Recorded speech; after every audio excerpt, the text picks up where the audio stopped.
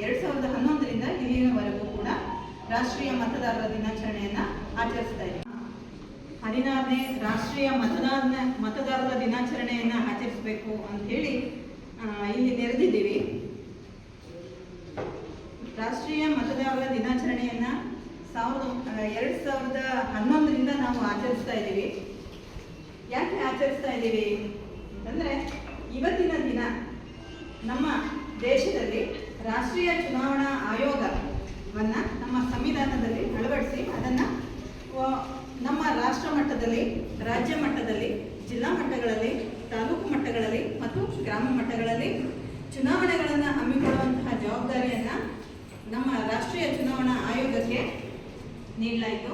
ಅದರದ್ದೇ ಒಂದು ಸ್ವಾಯತ್ತ ಸಂಸ್ಥೆಯನ್ನು ನಾವು ನಮ್ಮ